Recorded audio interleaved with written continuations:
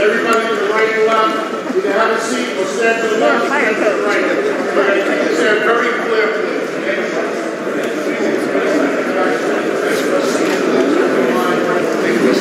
Keep this here very clear here. Thank you, guys.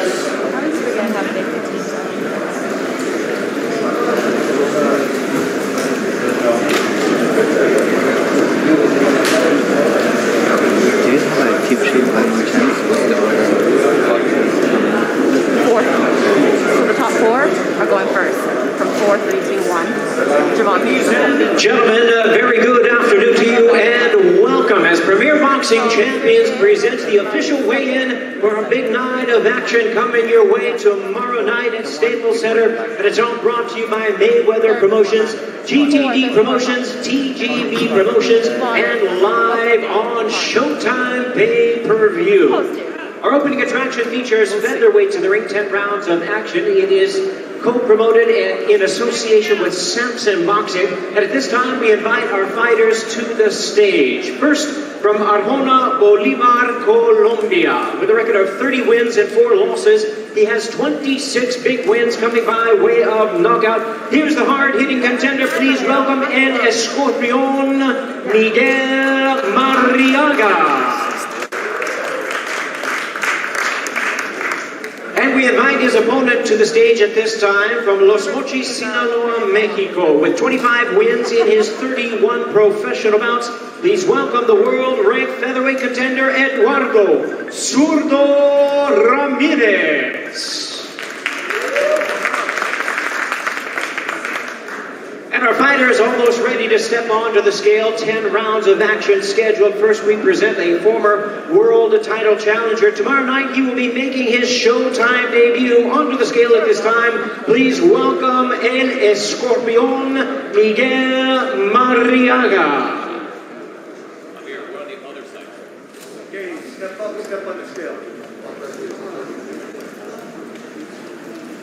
Hold still, please. 129.4. 129.5 pounds, 129.5 pounds for Miguel Marriaga.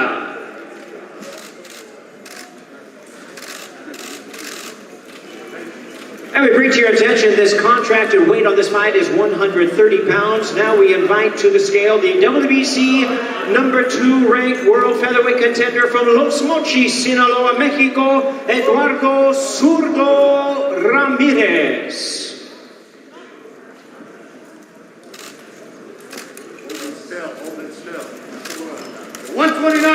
129.5 pounds, 129.5 pounds for Zurdo Ramirez. Nope. Okay, don't look at it.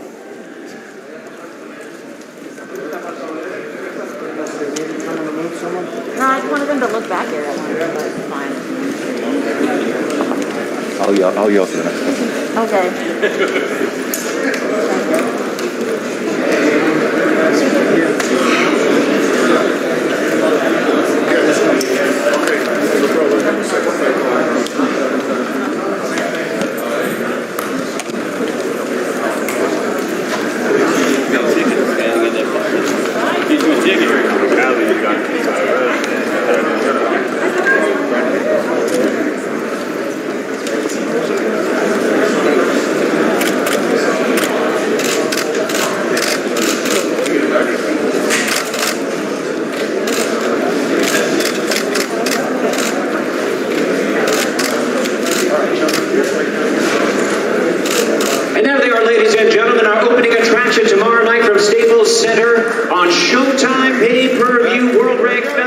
In action, 10 rounds of boxing, Eduardo Zurdo Ramirez, Miguel El Escorpión Marriaga.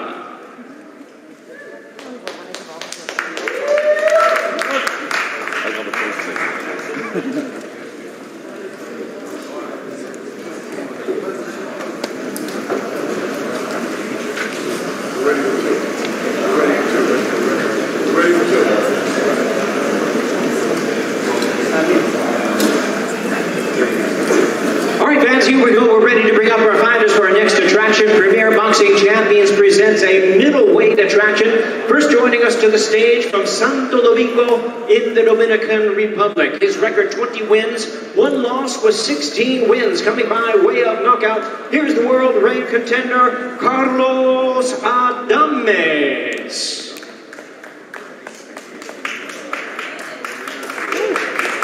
And we invite his opponent to the stage at this time, fighting out of Brooklyn, New York by way of Ukraine. His record 13 wins, 3 losses, 10 wins coming by way of knockout. Ranked the WBC number 2 middleweight contender, Sergey Derevyanchenko.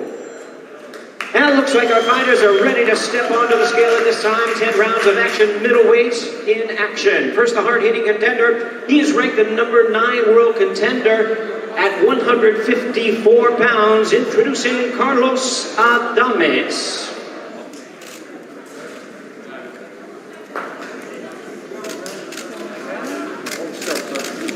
We're at 159.4. 159.5 pounds, 159.5 pounds for Carlos Adames.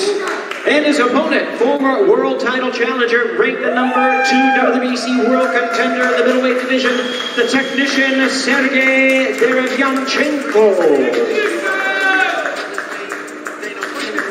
159.5 pounds, 159.5 pounds. We have a fight in the middleweight division. Sergey the technician, Derevyanchenko, Carlos Adames.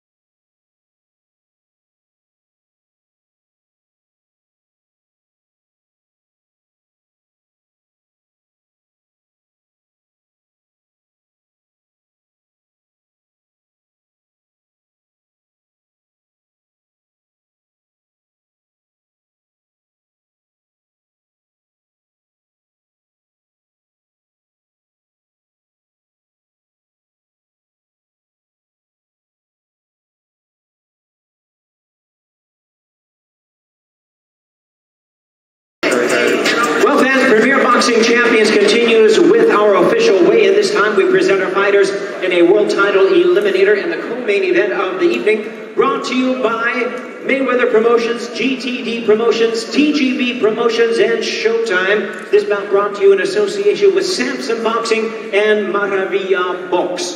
We welcome our fighters to the stage at this time for our co-main event. First, from Torre la Vega in Spain, undefeated at 33 wins, no losses, 14 knockouts, the WBC number 2 ranked super welterweight contender, Sergio El Niño Garcia.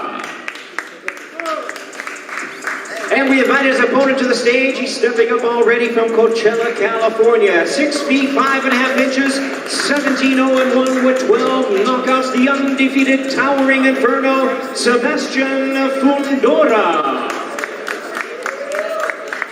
And our fighters are ready to step onto the scale. 154-pound weight limit, WBC super welterweight world title eliminator. Now making his U.S. debut, the undefeated number 2 ranked contender. 153.5 pounds for Sergio Garcia, 153.5 pounds.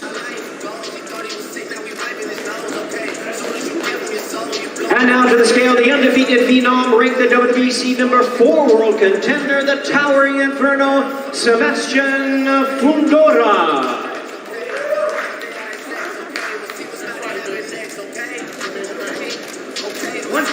153 1/4 pounds, 153 1/4 pounds for Sebastian Fundora. I'm making a change today, the liquor been taking the pain away. I heard you was giving your chain away, that's kind of like giving your fame away. What's wrong with you? I sit in a box where the owners do. A boss is a road that I grow into. I love you to death, but I told you the truth. Hey, yeah, I got one lawyer, got one in their hands, the only two.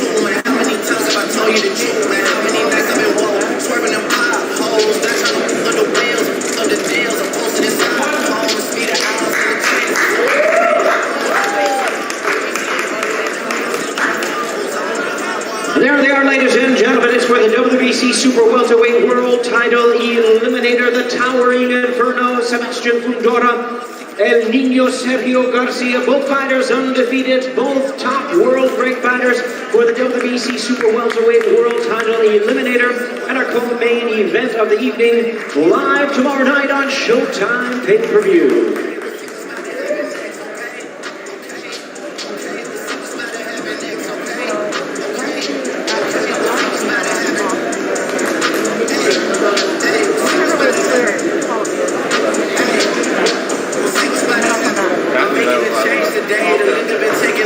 Ladies and gentlemen, Premier Boxing Champions presents the official weigh-in for the featured bout of the evening, brought to you by Mayweather Promotions, GTV Promotions, TGB Promotions, and live on Showtime pay-per-view. First, we invite our fighters to the stage at this time.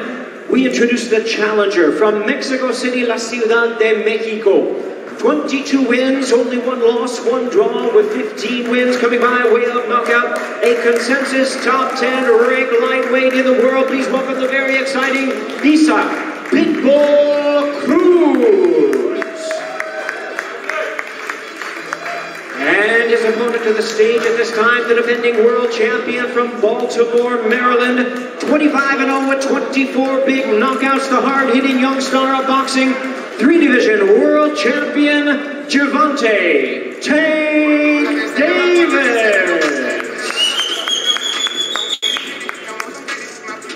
And it looks like the challenger is ready to step onto the scale at this time.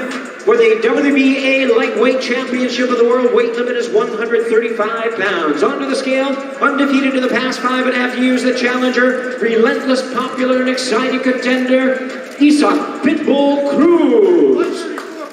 134.25 pounds, 134.25 pounds for Pitbull Cruz.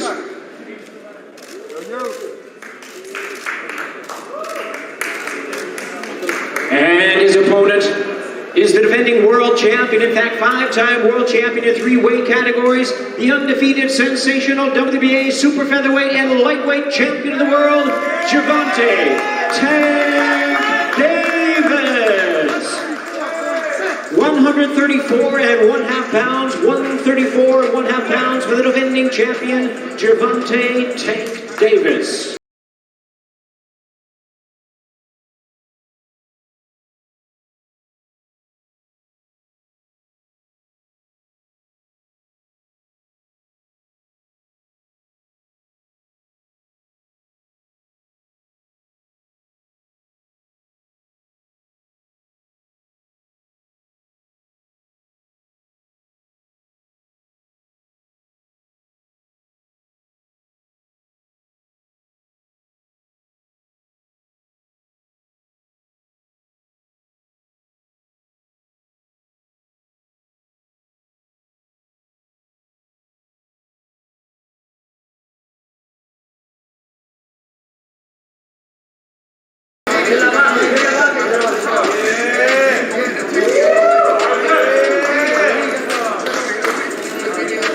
There they are, ladies and gentlemen. Expect fireworks for the WBA Lightweight Championship of the World. Gervonta Tank Davis versus Isaac Pitbull Cruz. Promising very exciting showdown between these two determined, relentless, hard-hitting fighters. Once again, Gervonta Tank Davis, Isaac Pitbull Cruz, live on Showtime pay-per-view.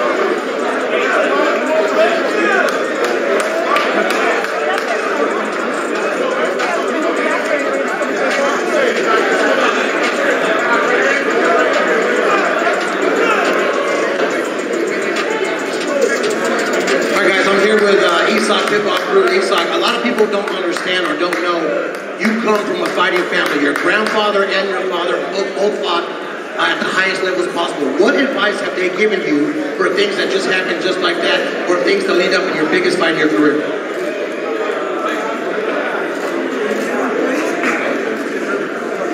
¿Qué tipo de consejos te dieron para esta pelea de tu familia? Tenés una historia familiar muy interesante, tercera generación de boxeadores. ¿Qué consejos te dieron para este tipo de situaciones en las que quizás tenés adversidad? Ralph, face him out this way. La familia lo que me dijo es de que la dinastía Cruz y los mexicanos nos caracterizamos por dar guerras y es lo que vamos a dar. Y que viva México. Some people think that you should not be here. As of even this morning, they were saying you don't belong on this pay-per-view. You have been telling everybody under the sun that you do belong here. What's your last message to these people out there to show that you do belong? ¿Qué te hace pensar que sos capaz de dar la sorpresa mañana y sorprender al mundo entero con una victoria? Eso es lo que venimos a dar la victoria y a dar la sorpresa de quitar el campeonato del mundo a Gervonta Davis. We're here to win. We're here to win the World Championship and defeat Gervonta Davis. Thank you. Good luck.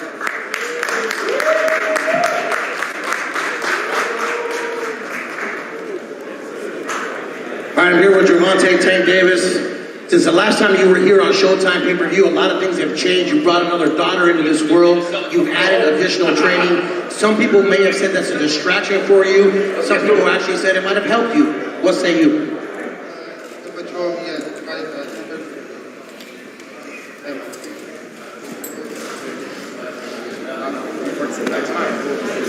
Mike.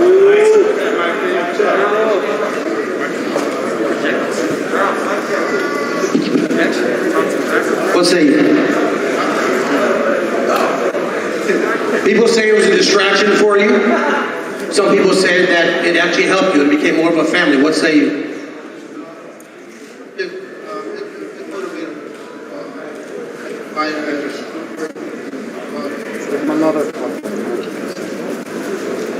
Now, he's been telling everybody under the sun, their promotion house has been telling everybody under the sun that you picked the wrong guy as a replacement.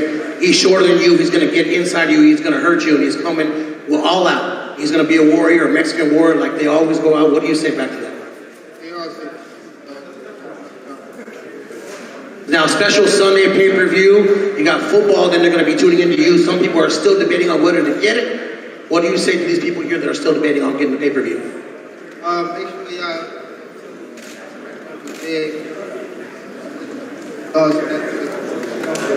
be the best man win. I'm Sunday. Thank you.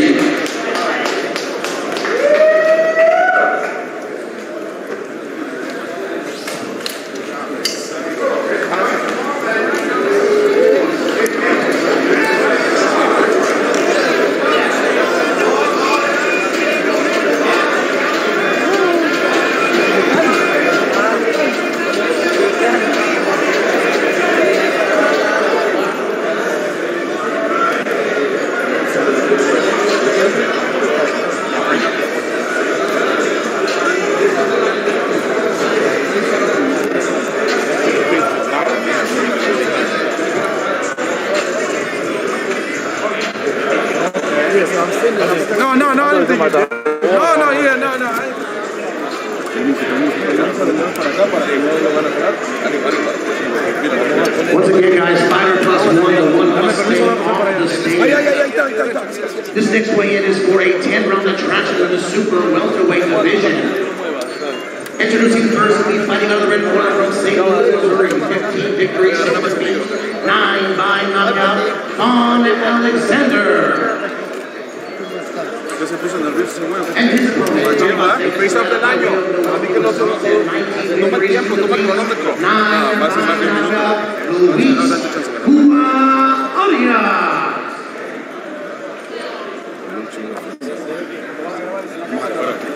Por favor, tantito. Sí, está bien. ¿Me dices?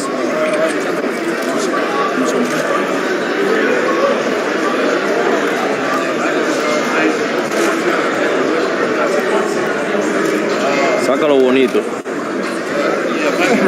Se puede más alto mejor. Oye, voy a poner una caja. ¿Sabes qué? Sí. Aquí es una caja, güey. Aquí es una caja. La tenemos. Yo me la pongo. ¿Listo? Listo, dale. 5, 4, 3, 2. Nos encontramos aquí con Isaac, el Pitbull Cruz. Mi estimado Isaac, vaya intensidad que se vivió en la ceremonia de pesaje. Platícanos esos segundos o minutos que estuviste de frente ahí con Gervonta Davis. Ya lo vieron, es una organización que no le ayudó y bueno, nosotros venimos pasados. Habló nuestro trabajo y es lo que venimos a hacer nuestro trabajo. Al final él pensó que quizá te ibas a amedrentar, ¿no? Pensó él que iba a ser otro día en la oficina y al menos hoy en la ceremonia de pesaje demostraste que vienes a competir en todos los terrenos. Claro, ahora sí que venimos a ganarle en su territorio, en su casa, y con la que haya de suplente venimos por todo. 134.2 libras, el peso específico para competir mañana lo que tú quieres.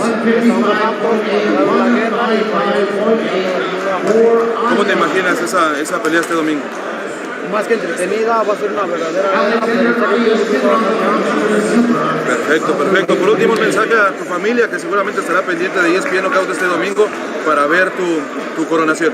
No, pues dedicarle a mi esposa, a mi hijo, ese campeonato, que por ellos es por lo que estoy aquí, es lo que yo voy a adelante. Perfecto, desde la Magdalena Contreras en la Ciudad de México, el Pitbull Cruz en busca de la hazaña aquí en Los Ángeles. Regresamos con ustedes. Gracias.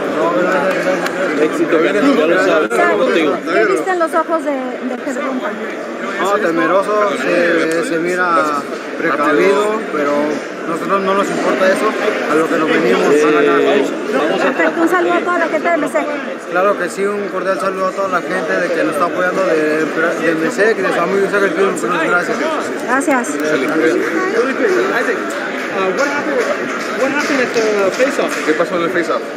Pues un nerviosismo de Gervonta, He's being nervous. He's being nervous. Habló nuestro trabajo por sí solos y ahí he can talk about himself, my job. creo que ganamos el primer round. And we won the first round. That was a very long face-off. Normally face-off 10 seconds, like 3 Face-off of the minutes. year. Face-off of the year. Why so long? ¿Por qué tan largo? Pues porque así es como se esperaba. I was expecting this for a long time. Did you, and then afterwards you faced off and there was Gervonta push, why? Y luego Gervonta te empujó a ti, ¿por qué? Yo creo que sabe de lo que se va a enfrentar y He tiene knows miedo that de perder. he knows that it wasn't going to be in front of him, and he's going to lose. That's why he's afraid. That's what happened. What's your message to Tank? ¿Cuál es tu mensaje para Tank? Va a ser derrotado por primera vez con un gran mexicano. He's going to be defeated for the first time by the great Mexican. Both of you guys made weight good, like easy. Well, ambos contendientes hicieron el pasaje perfectamente, fácil. Pues trabajamos para lo que sea, como él traiga su plan de trabajo. Si quiere bailar, bailamos. Si quiere pelear, peleamos. We worked according to our specific. We want to dance, we dance. If we want to punch, we punch. It's up to him. I don't care. Thank you so much, Isaac. We'll see you, everybody, at Pitbull, Isaac Cruz. Disappointment, with the fallout, but he got right back on his job and know what he needs to do. It's going to be a good fight. It's going to be very, very entertaining. You guys have done an amazing job building up this fight with the all axes up until this point, man. Just tell us about how you feel this pay-per-view is going to do, man. Oh, we're good. We're good. Again, it's that Tank already is one of the biggest attractions in the entire sport. He's fighting Staples Center. He gives the fans exactly what they want to see. It has nothing but excitement. Boxing is entertainment, and the fans are always entertained when they come to a Gervonta and Tank Davis fight. Last thing, what do you want to see from Tank personally, just to say he's getting better every single fight? What do you want to see tomorrow night? Go out there and do his thing. I know what he's going to do. 139 pounder, right? He got a great camp, What are you saying out here? That's straight chocolate.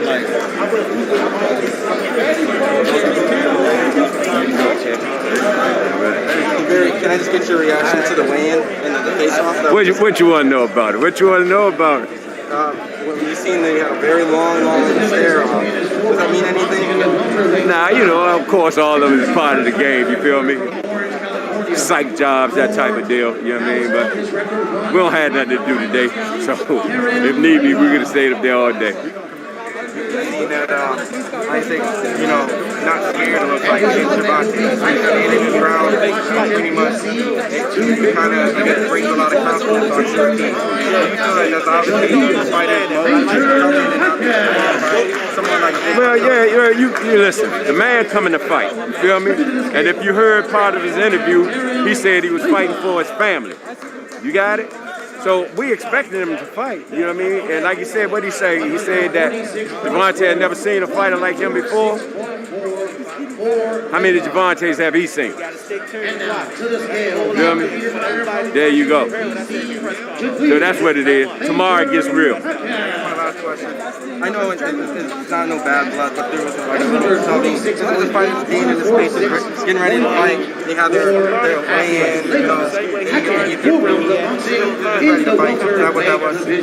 yeah, you had a little bit of that. You know, it's all a part of the game. It's all a part of the game. You feel me? And like you said, no bad blood. It's part of what we do. Yeah. All right, brother. Always a pleasure.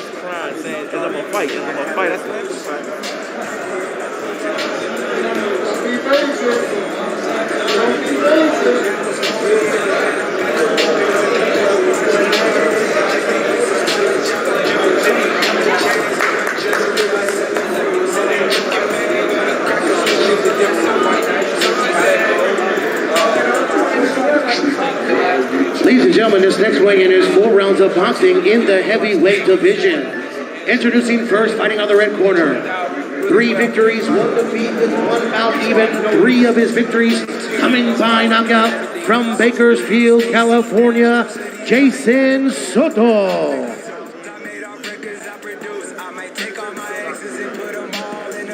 Very down. Actually, I would say about to turn this function in the final room. Told her I've been, you coming too in the 305. 265.8 pounds, 265.8 for Soto. His opponent, fighting out of Las Vegas, Nevada, 2 victories, no defeats. Both of those victories coming by way of knockout. Carlos Garza.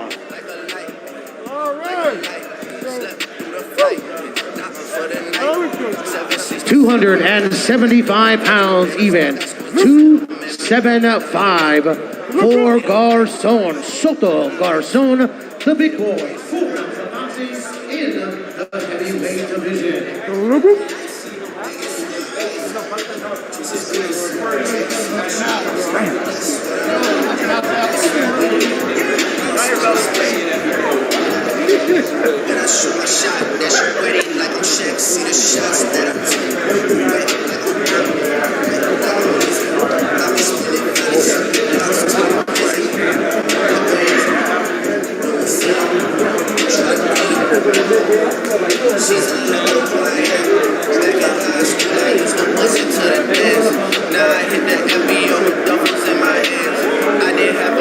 13 hours. Ladies and gentlemen, this next weigh-in is 6 rounds of boxing in the super flyweight division. Introducing first, she fights out of Guadalajara, Mexico. 19 victories, 15 defeats, 5 of those victories coming by way of knockout. Nancy Franco de Alba. And her opponent, she'll be fighting out of the blue corner from Las Vegas, Nevada. 19 victories, 2 defeats, 5 of those victories by knockout. The lady of boxing, Ava Knight.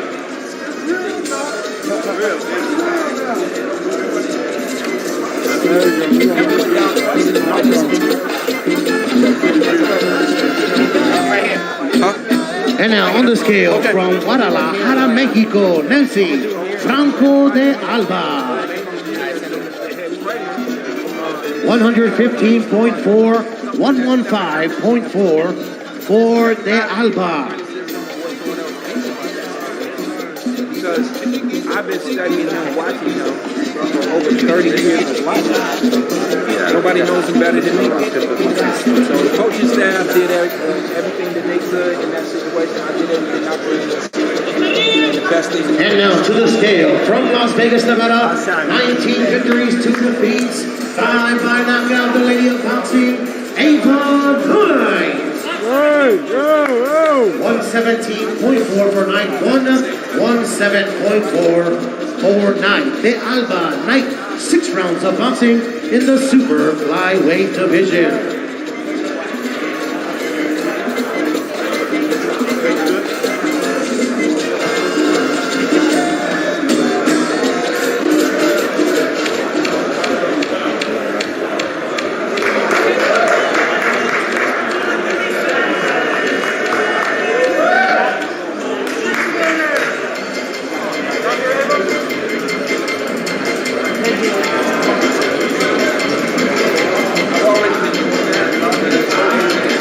Ladies and gentlemen, this weigh-in is for the opening attraction tomorrow night from the Staples Center. 4 rounds of boxing in the super featherweight division.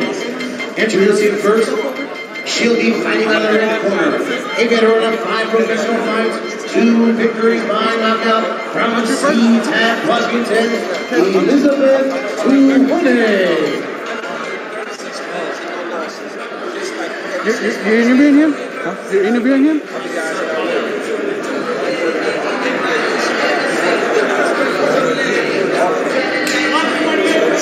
128.6, 128.6 for Tuwone. Her opponent, 2 victories, no defeats. Both of those victories coming by way of knockout from Baltimore, Maryland, Mia Ellis. All right, man. What do you have?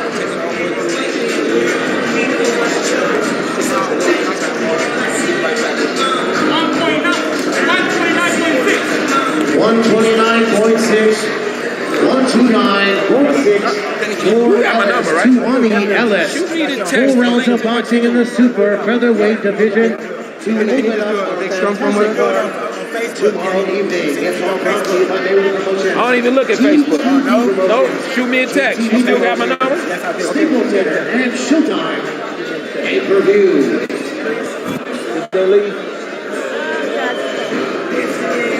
Y'all didn't like me so much, I stayed. Hey, Kenny, can we head this way and get away from that speaker? Because I kept having to yell and repeat myself. Yeah, no worries.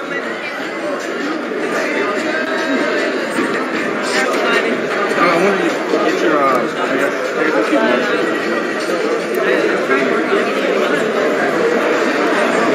Hey, Ken. Still waiting on my blood and my picture, man. You trying to crib? Everybody's done, brother. What's happening, man? I'm good, brother. How are you? You gonna get that to me? I appreciate it. Thank you.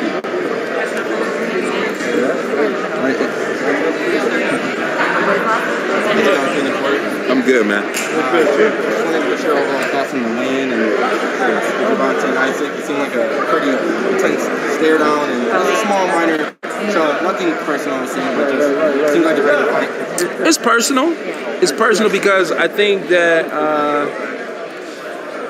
Tyson wants to show that he came to fight, and anybody doubting that he came to fight, he's gonna show it right now that he's ready to go.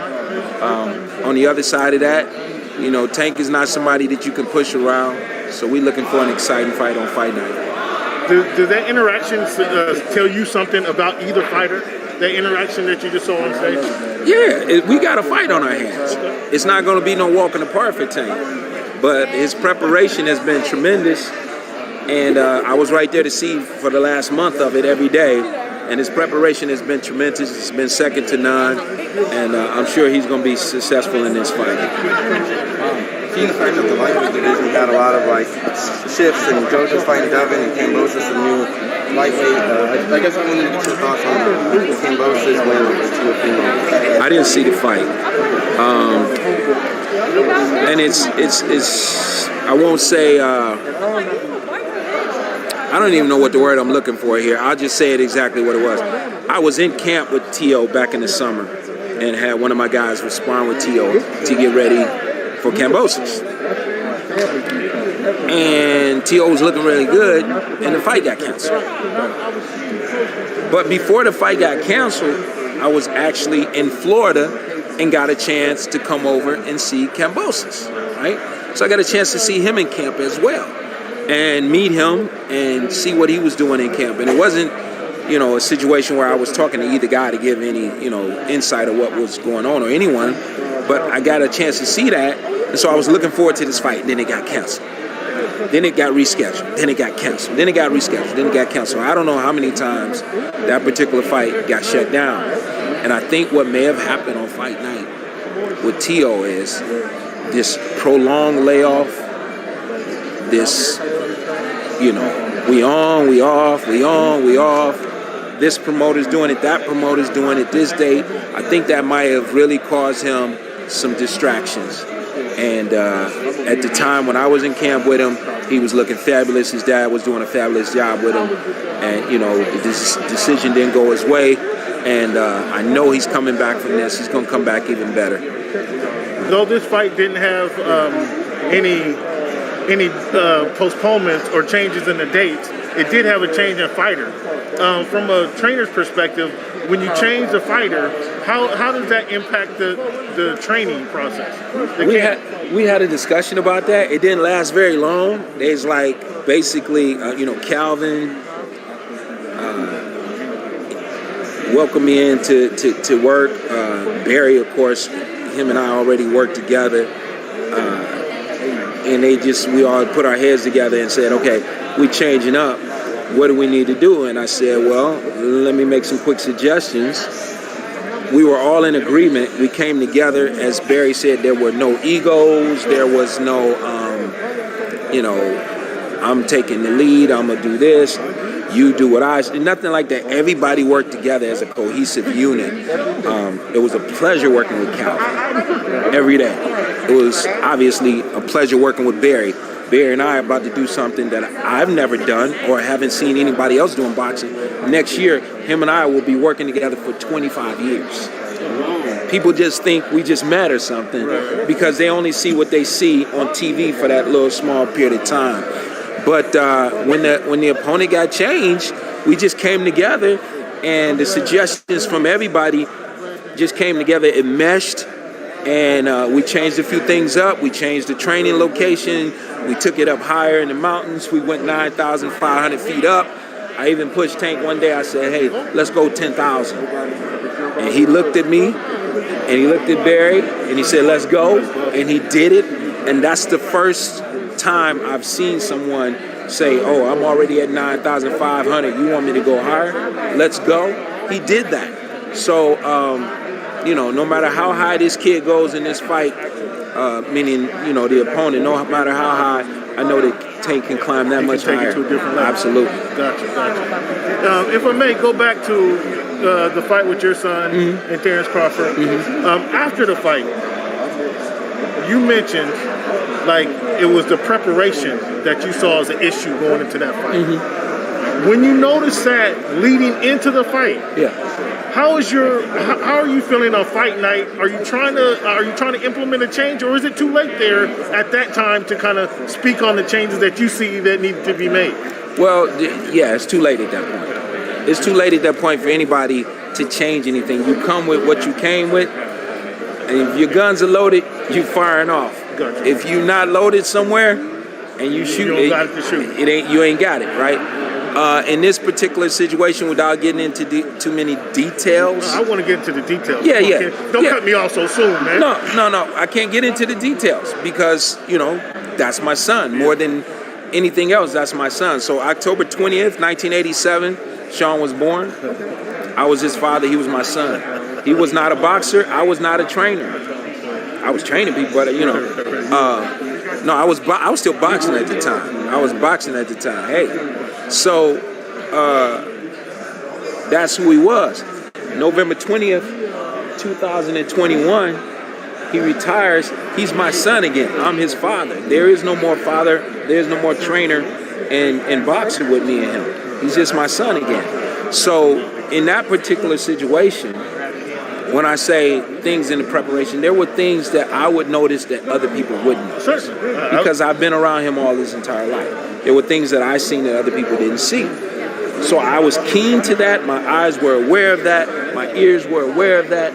And I'm listening and I'm watching and I'm seeing. And so the most key thing that stood out of everything else The kid had over 275 amateur fights. He's never been put down, right? Then we get to the pros, and he's never been off his feet, right? In a professional fight, you know, we had Errol Spence knocked down where his glove touched the ground. Yeah, we did have a flash with Adrian Broner, but he was coherent, looked at me, and we knew where we were at. The most telling thing here is he went down twice in one round. That's never happened before. That's something that I, as a trainer, have to look at and say, what's going on here? Something's wrong. Something's not right. So he wasn't able to, in my eyes, fix that in that small period of time that he had. I had to fix that. I had to make that call. Clearly, you have more experience in this game than I do. Of course. So when I'm looking at the fight and I watch him go down the second time, and then he pounds his fist on the ground, to me that was saying, damn it, I got caught. I shouldn't have got caught with that. Yeah. I'm ready to go. Yeah. Clearly, you saw something different. Tell us what you saw in that moment, other than he never went down twice in a round. In that moment, I saw him not being able to control what was going on. He wasn't able to compartmentalize where he was at, have his head clear to prepare for what was about to come. We're in there with a sharpshooter. The sharpshooter, he's not going to miss anything. He's coming. He's ready. This wasn't a fight that at given points in times they were holding each other.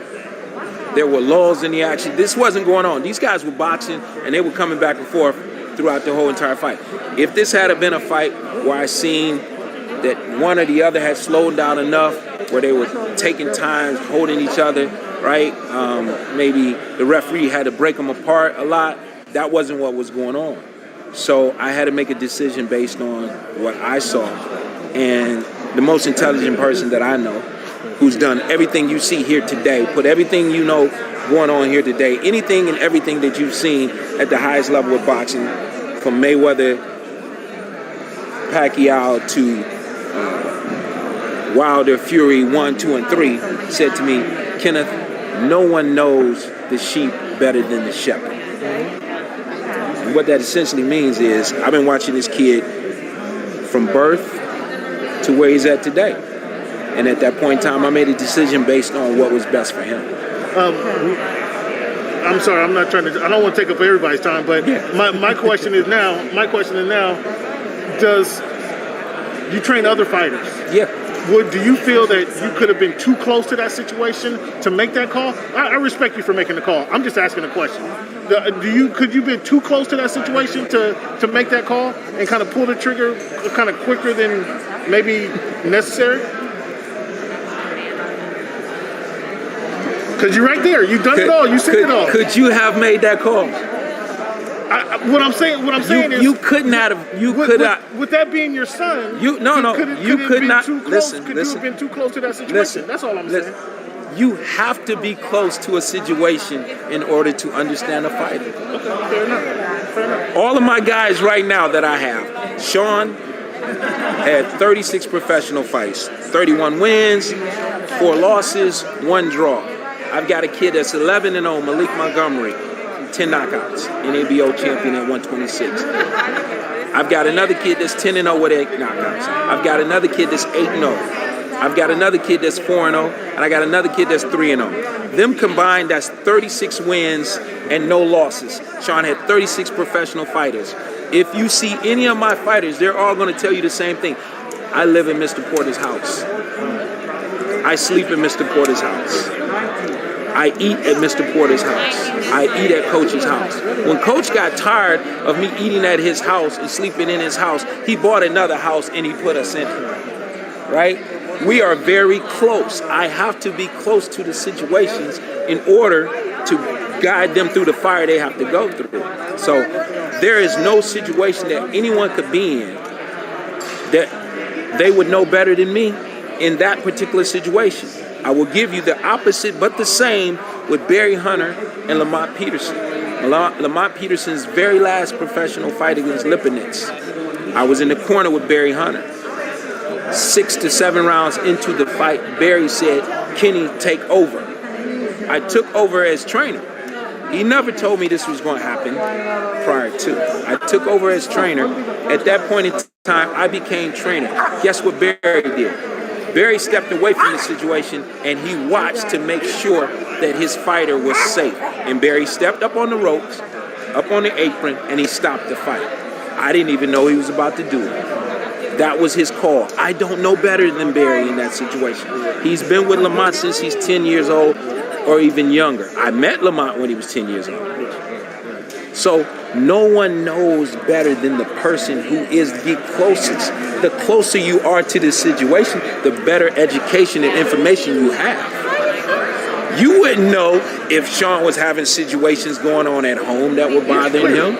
You wouldn't know if Sean used the bathroom today and things didn't feel right. You wouldn't know if Sean drank well before a fight. You wouldn't know if Sean had a headache. You wouldn't know any of those things. Exactly. And that's you what I'm don't asking know exactly. You don't know about a corn that's on his foot. But I asked about the corn that was on his foot. Right. I didn't wait till fight night to ask about it. I asked about it weeks prior too. Gotcha. So the point I'm making is the minuscule, smallest, little, tiniest things is what's needed to be successful at the highest level. So you can never be too close. Never going to be too close. And the opposite of that is this. I let the fight go longer, he gets laid out, and we're talking about something different. And that's all my fault, right? Of course. But I'd rather you come at me about what I did to protect my son than what I did and my son got hurt. Because all of that would have been my fault as well. Appreciate so, that. Yeah, if that helps you out, no, and if that helps out the people that are watching, because I've never addressed any of these questions, I haven't looked at any of these things, I don't read none of the comments. This is the closest I came to it. Yeah. Who am I speaking to right now? Voice of the fans, Cameron Buford. All right, Cam, I appreciate that. Appreciate your time. Yeah, thanks for breaking it down. Absolutely. I came a little late, man. You might have answered this already. Hold on. Go ahead. Because, yeah. And you know I ain't going to walk away without something. I know. I was just going to say, like, I think the big testament is just the fight fans have seen you and your son go through all the fights that everyone's ever asked for. And Sean has, prevailed thick and thin through all of it. So, just, I guess, speaking for the fight fans, they all believe there was a huge chance that Sean would win that fight regardless of that circumstance. So, obviously, we appreciate you protecting your son. Yeah. And that's just kind of, I'm just saying that that's so strongly about your son's career. Right. And that's just kind of the love and hate that you're probably going to get because we love Sean so much. And the fights that you produced, there's 2 more rounds. We wanted to see what could have possibly happened 2 more rounds. I'm just speaking for those fight fans, but we really appreciate you just kind of looking out for your son and also doing good for boxing. I appreciate that. I thank you. I see the relative positive of both sides of that, where there was, people that wanted to see something that they were expecting to see and thought it could happen if he had a little more time to it. Nobody wanted that more than me. Nobody wants that more than me.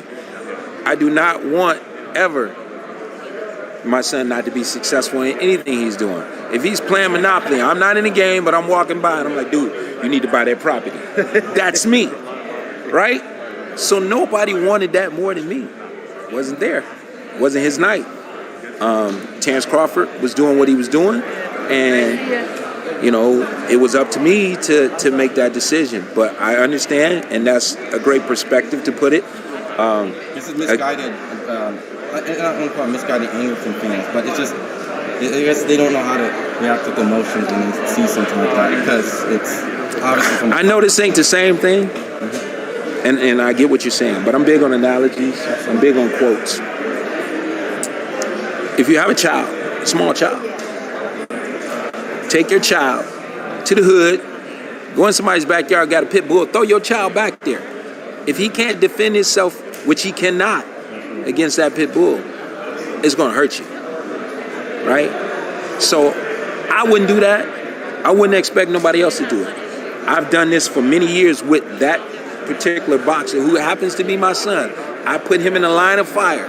I put him in situations with Errol Spence's and Keith Thurman's and Kell Brooks and Ugas's and Garcia's. I put this kid in all those situations.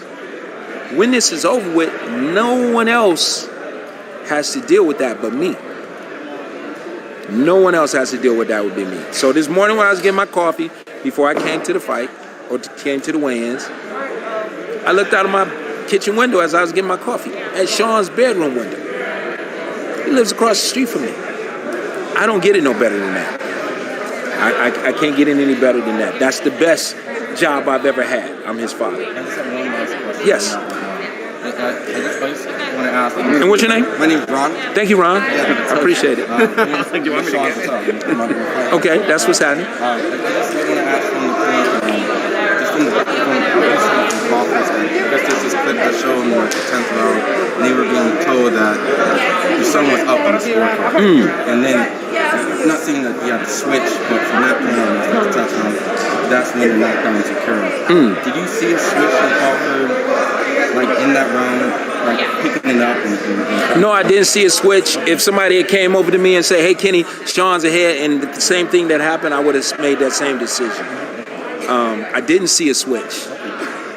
Not to be negative in any type of way, but I saw Sean get caught in a situation where he had his feet squared up. It's a basic fundamental no-no.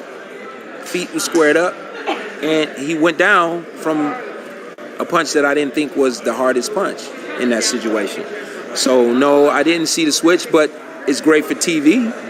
It's great for Terrence and, you know, Terrence Crawford, his coach, Bomac, the rest of the coaching staff, everybody over there, they did an excellent job, as I knew they would, to get ready for Sean Porter. So, hats off to them in that situation. If they sensed something and they saw something or whatever they needed to do to motivate their guy right there, it worked out well for them. Kenny, you're one of the few, off the top of my head, trainers that has prepared for both Spence and Crawford. Looking at both of those guys, having the up-close look at both of them like that, I don't know, give me an evaluation of both guys. Is it kind of splitting hairs as far as talent-wise with these guys? They're two different guys. I'm not taking anything away from either guy. I think Errol's a great fighter. I've had opportunities to work with him. I've had opportunities to spend time with him. I've traveled all over the world with him. Great fighter, undefeated fighter. Can't take nothing away from him in any type of way. I'm an Errol Spence fan, except on nights when he's fighting Sean Porter.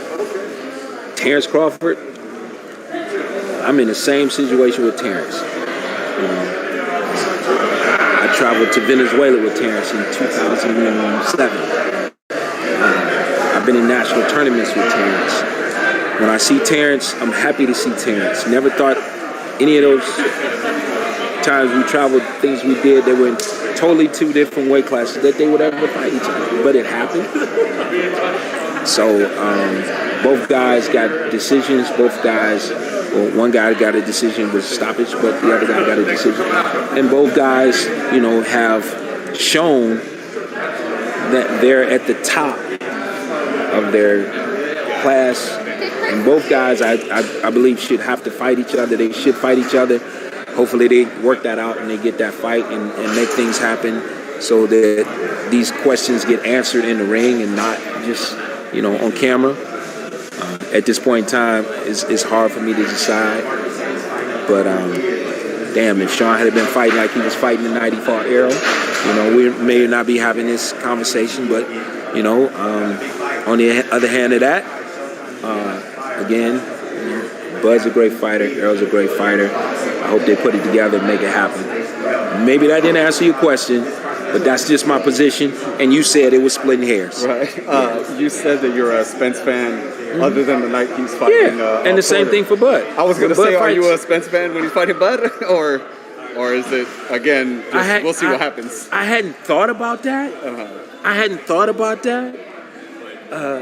If you push me, I'm probably a Spence fan, because but then if you push me, I'm still a Bud fan, but it's an amazing situation for both of those guys. I'm talking about their careers right now. It's an amazing situation for both of them it's a blessed situation for both of them to be in, to have the chance to fight each other and be undefeated, and then put all the questions aside, but yeah, I mean, yeah. It's right there, huh? Nah, but I mean, like I said, if you push me, I'm I gotta say, me and EJ, we go way back, and the same thing with Bud, but. Does that have to do with Spence not trying to fight you at any point of his lifetime, and Crawford, yes, trying to do it? No, Crawford trying to fight me just made us closer. That just made us closer. Great guys, man. Great. I mean, these are great stories to be able to tell. Nobody else can say they squared up with Terrence in an alleyway. Nobody else can say they was on a plane that the landing gear wouldn't come out with air. Nobody can say. I can say that. Right. I can say those things. So I think, considering the fact that we was in a life or death situation, Errol's my man. Right. Errol's my man. Right, the plane going down, me and Errol, that's my man. It. That tips it over. Yeah, absolutely. Absolutely. I would like to be ringside of that fight. No doubt. As we all would. I'm going to be. Me, make it happen, I'm going to be there. For sure. Kambosos shocked the world, a lot of people at least, against Teofimo Lopez. What were your thoughts on his performance and what happens from here in Kambosos' career? You think, who should he fight next? I really can't say. I didn't see the fight. I stopped watching everything after Sean's fight. I stopped watching everything after Sean's fight. And in that particular situation, I don't know, I just didn't. But it's crazy because, as I said earlier, I was in camp with T.O. I had a guy sparring with T.O. I know how good T.O. was looking. But then there was the cancellation of the fight. And then there was another date reset. And then there was a cancellation and another day reset. And all these things, I think, really played a big part in taking away from his performance. Not that Kambosos didn't fight a great fight that night. But I think from T.O.'s standpoint, when I seen him and saw what he was doing early back in the summer, he was ready. That's just my trained eyes and what I saw, and I had a guy that was sparring with him every day. We sparred with him for a few weeks. As it stands and where it's at now, I got absolutely no doubt. Him and his dad get past this, and they become world champion again. They're going to do that. I know that. The rematch is something that they should be, figuring out or how they're going to go about doing that, because he deserves that. I believe that a guy that has lost to someone deserves that rematch. Sean never got a rematch with anyone he ever fought. He didn't get a rematch. Nobody wanted to rematch him. And I like to say it's like, jumping out of a plane from 20,000 feet. When you hit the ground, you're like, I made it. I'm never going up again. I'm not jumping out no more. That's it for me. Speaking of sparring, you obviously can't go into detail, but what inspired you to bring in, for you and Tank to link up and you guys spar prior to the fight? He seems smaller than Terrence, and just how did that sparring go? No, that wasn't directly related to Terrence as much as that was directly related to Sean, right? So there's some things that you can take from a sparring session with that. And how does it happen? It happens because Barry and I have been working together now. Next year, 2022, will make 25 years. Were we together every day over these past 25 years? No.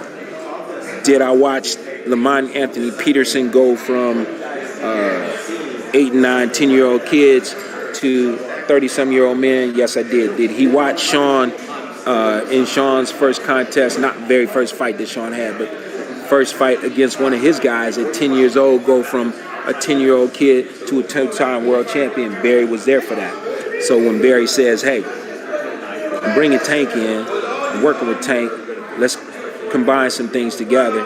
We put it all together. Calvin, instrumental in the things that he's done with Tank to get to Tank to where he's at today. And Barry said, listen, none of us have any egos. None of us have any ulterior motives here. Let's just put this thing together seamlessly and make this kid successful on fight night. So that's how it worked. As far as the sparring was going, yeah, there was a size difference between Tank and Sean, no doubt. But then at that time, Sean was down low in weight. So reaction wasn't as big as somebody might think. You know, when Sean was down low in weight in the like low 50s and Tank was up in the high 40s, it's not that big a deal. But you know, we got what we got out of it. Tank is super quick, super fast. You know, he's got the ability to make you miss a punch and hit you with a punch. So Sean got some good things out of it.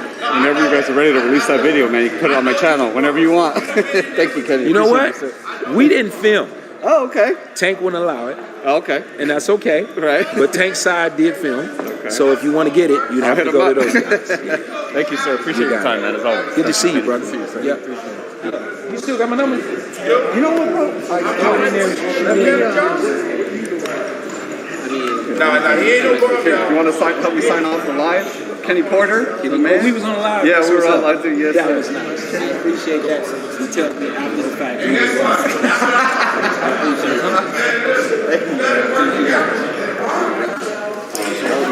Okay, well, you be here tomorrow. Let's go. You'll be fine.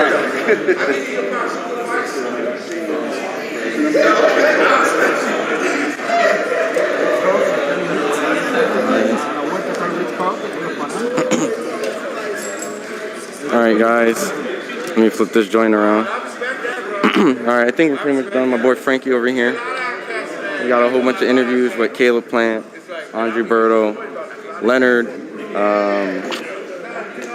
Calvin Ford, things of that nature. So, of course, we definitely appreciate you guys staying in the live, watching the full entire experience. Let me go double check real quick just to see if there's another live going on. Alright, so cool. So at this point, it seems like there isn't any more footage or any other live. So we're going to shut this down. Just stay tuned. I think we're going to have a lot of stuff for the Devin Haney going on tonight. So we got my boy Sean Zattel out covering the fight.